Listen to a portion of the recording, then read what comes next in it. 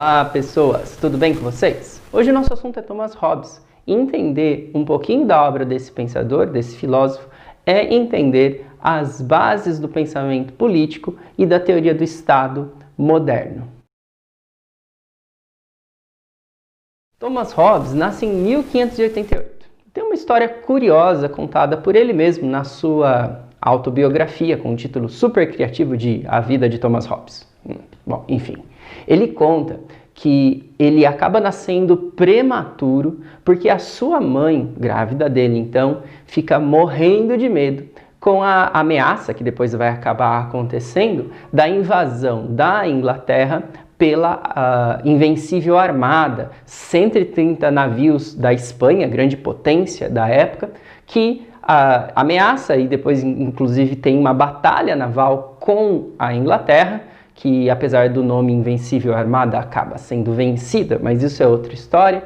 E o medo dessa invasão da Espanha à Inglaterra é sentido de uma maneira tão contundente pela mãe do Hobbes, que ele faz num tom meio jocoso na sua autobiografia, que a mãe vai pari-lo antecipadamente e junto dele vai nascer um irmão gêmeo, vai nascer o medo. Isso é muito importante para a gente entender algumas concepções que vão circundar todo o desenvolvimento do pensamento dele posteriormente. Precisamos entender, antes de chegar no próprio pensamento político, qual é a atmosfera intelectual, qual é a atmosfera filosófica na qual Thomas Hobbes está incluído. Bom, ele vai ser um cara muito próximo do Francis Bacon. Francis Bacon, inclusive, pede que o Thomas Hobbes traduza alguns livros do Bacon para o latim. O Thomas Hobbes é um grande estudioso das línguas clássicas. Ele estuda e depois é professor na Universidade de Oxford. Olha que interessante. Então ele está próximo do Francis Bacon. Ele é um grande fã do Galileu e essa é a principal influência de Hobbes no campo filosófico, né? E por isso mesmo ele vai acabar se afastando dos pensadores clássicos da Grécia. Em especial, ele vai se afastar de Aristóteles, assim como também fizeram Francis Bacon, a gente já discutiu isso em outra oportunidade. E ele vai se afastar do pensamento medieval. Afinal de contas, como já estudamos também, o pensamento medieval mantém muito da parte grega clássica, além do aporte da cristandade que caracteriza esse tempo. Então ele vai se afastar dessa atmosfera e vai ter como grande influenciador, para a gente dizer um nome somente, Galileu Galilei, quem ele acaba até conhecendo em vida, eles chegam a se encontrar. Bom, a influência de Galileu Galilei vai colocar o Hobbes na trilha do desenvolvimento de uma nova filosofia. Assim como Bacon o fizera, né, com o Novum Organum, ele vai falar de uma filosofia corporeísta e mecanicista. Prestem atenção nesses nomes aqui, como tem uma influência da física, daquela física do movimento que o Galileu havia começado a estudar, né?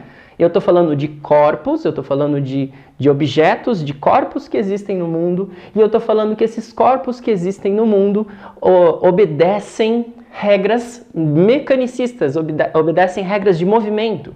A própria ideia dos movimentos dos corpos, ela está ligado ao que nós conseguimos captar através das percepções que nós temos dos sentidos, ok? Daí, a filosofia base do pensamento hobbesiano é uma filosofia empírica, ok? E como é que a gente passa desse ponto filosófico das coisas que existem no mundo para a questão simbólica? Afinal de contas, nós vamos falar de política, a gente vai falar de Estado, né? Ele vai falar que as coisas simbólicas, elas são relações de nomes. Então, nós percebemos, existem as coisas no mundo, nós nomeamos essas coisas que existem no mundo, por exemplo, cadeira, mesa, enfim. A relação e a disputa dos nomes de nomes, é isso que ele fala, nomes de nomes, as relações de valorações simbólicas a partir desses corpos que existem no mundo é que vão dar passagem às discussões simbólicas que nós, seres humanos, também temos capacidade de fazer, ok? Bom, Daí, pessoas, se ele está falando que até o simbólico tem uma base corporeísta, tem uma base materialista, significa que toda a parte não objetiva, a parte não material da nossa existência, a parte não material da nossa vida, ela vai ser relativa, ela vai ser passível de uma discussão, porque o que eu posso chamar de A, você pode chamar de B, o que eu posso considerar correto, você pode considerar errado.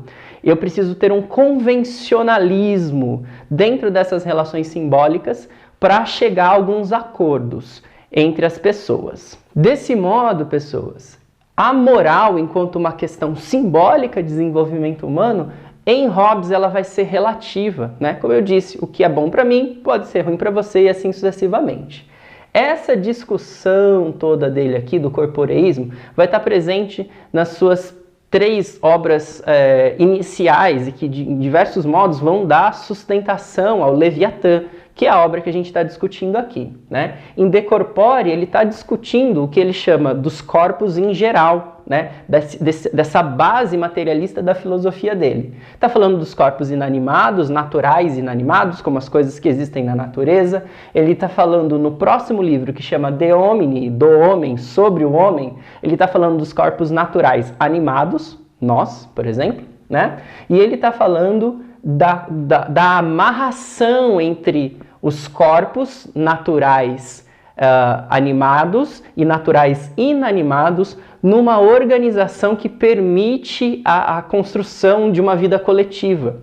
No livro chamado De Sive, onde ele está falando justamente das premissas do Estado, que seria para ele um corpo artificial, porque é criado por nós, o Estado é uma criação humana, isso é bastante importante aqui, né? Onde há amarração entre nós e as coisas que existem no mundo, sempre tratados como coisas corpóreas. A partir disso, pessoas, o Hobbes está desenvolvendo a teoria do Estado de uma maneira muito contundente, muito sustentada filosoficamente, né? E é isso que ele vai fazer no livro Leviatã, como eu falei, que é o objeto dessa aula aqui. O Leviatã, para ele, vamos guardar essa figura, tem a ver com a fuga daquele medo que a gente falou que adiantou o nascimento dele, né? E para ele o Leviatã pode ser compreendido como uma entidade meio monstro, ok? E meio deus mortal. O Leviatã é a representação do contrato social. O contrato social é necessário porque, diferentemente do que a gente viu lá em Aristóteles, o homem não é um animal político. Ele não se relaciona com o outro livremente, espontaneamente. É necessário que haja uma pressão para que aconteça uma relação para o bem, enfim, uma relação positiva entre os homens. Porque, na base, o homem é lobo do homem. Então, o estado de natureza do qual Hobbes parte é completamente diverso do de Aristóteles, lembra bastante o de Maquiavel, né, no qual também tendemos ao egoísmo, e aqui não, ele já nem fala de uma tendência, ele fala que somos egoístas, né, somos egoístas, o homem é lobo do homem.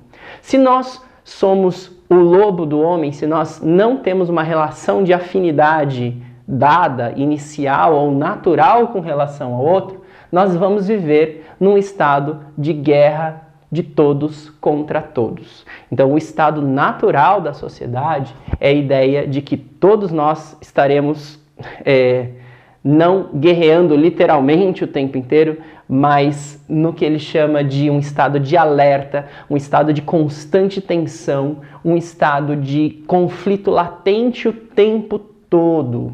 Esse estado de conflito latente, pessoas, acontece porque, nesse estado de natureza, todos nós somos iguais. Todos nós temos liberdade de agir. E pior, com essa liberdade, com essa igualdade, nós disputamos recursos que são limitados. Se os recursos são limitados, bom, a gente vai colocar o nosso egoísmo, a nossa subsistência, a existência do nosso corpo material como fundamental, como bem que nós mais disputaremos. E se isso acontece, se esse estado de conflito latente o tempo todo acontece na sociedade, a sociedade ela simplesmente não consegue produzir, a sociedade simplesmente não consegue se desenvolver e a sociedade vai parar. Para acabar com esse estado de conflito latente que condena a sociedade a um não desenvolvimento, Hobbes vai propor o contrato social ou pacto social. O contrato social é o que vai tirar a gente do estado de natureza, dessa guerra de todos contra todos, e vai fundar a sociedade civil. A fundação da sociedade civil é o que legitima a própria existência do Estado, que esse pacto, que esse contrato vai formar, ok? Ele vai propor 19 leis que vão levar a gente à saída do estado de natureza, de conflito, para o estado civil, para o estado social sem essa violência latente. Só que as 3 primeiras são mais importantes. Vamos dar uma olhada nelas. A primeira é procurar alcançar e defender a paz. 2. Renunciar aos seus direitos se as outras pessoas também o fizerem. 3. Respeitar os pactos e respeitar os acordos. E aqui no item 3 nós temos a ideia de justiça, certo? Bom, só que não adianta fazer essas 3 leis principais, na verdade tem as outras, mas essas aqui resumem muito do que está descrito nas outras, como se fosse um detalhamento. Não adianta a gente ter essas leis se não as colocarmos em prática, se não as cumprirmos. E é aí que chega a figura do Estado, a figura do Leviatã, aqui, né, nos termos hobbesianos. O Estado ele deve garantir com que as pessoas cumpram essas leis, né, essa base das leis.